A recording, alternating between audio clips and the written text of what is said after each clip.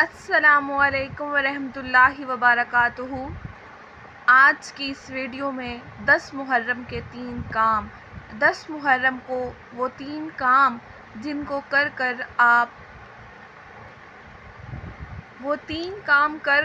آپ گناہوں سے نجات حاصل کر سکتے ہیں اور اپنی آخرت کی زندگی کو سنوار سکتے ہیں۔ آئیے ہم دیکھتے ہیں وہ کون سے ایسے 3 کام ہیں جن کو کر کے تمام گناہوں سے نجات حاصل ہوگی اور آخرت کی زندگی سنور جائے گی۔ تو پہلا کام ہے توبہ۔ پہلا کام ہے توبہ۔ نبی صلی اللہ علیہ وآلہ وسلم نے فرمایا، محرم اللہ تعالیٰ کا مہینہ ہے جس کے ایک دن اللہ تعالیٰ نے ایک قوم کی توبہ قبول فرمائی اور اسی دن اللہ تعالیٰ دوسری قوموں کی توبہ قبول فرمائیں گے۔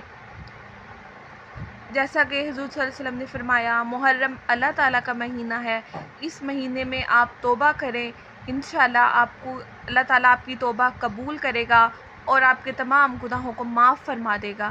بے شک اللہ تعالیٰ رحیم و کریم ہے، معاف کرنے والا ہے۔ آپ اللہ تعالیٰ سے اپنے گناہوں کی توبہ کریں، وہ توبہ قبول فرمائے گا۔ اور دوسرا کام یہ ہے روزہ۔ نبی صلی اللہ علیہ وآلہ وسلم نے فرمایا، 10 محرم کا روزہ گزشتہ سال کے گناہوں کا کفارہ بن جائے گا۔ 10 محرم کے ساتھ 9 یا 11 محرم کا روزہ بھی ملا لینا چاہیے۔ اکیلا 10 محرم کا روزہ رکھنا مکروہ ہے۔ اس کا مطلب یہ ہے کہ آپ نے 2 روزے لازمی رکھنے ہیں۔ 10 محرم کا تو رکھنا ہی رکھنا ہے، اس کے ساتھ آپ 9 کا رکھ لیں یا 11 کا رکھ لیں، مطلب 2 روزے رکھنے ہیں۔ تو اس روزوں کا ثواب اس قدر ہے کہ آپ کے تمام پچھلے سال کے گناہ معاف ہو جائیں گے۔ تیسرا کام، اہل و عیال کو اچھا کھانا کھلانا۔ نبی صلی اللہ علیہ وآلہ وسلم نے فرمایا، جس نے 10 محرم کے دن اپنے بیوی بچوں پر کھانے کی وصیت کی تو اللہ تعالیٰ سال بھر کے اس کی روزی میں برکت فرمائیں گے اور گنجائش کے مطابق گھر میں اس دن عام دنوں سے زیادہ کچھ وصیت کر دے۔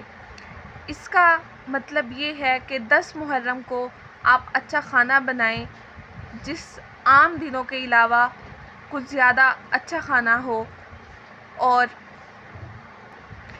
یہ 3 کام کرنے سے آپ کی گناہ معاف ہو جائیں گے، آپ کے مال میں برکت پیدا ہوگی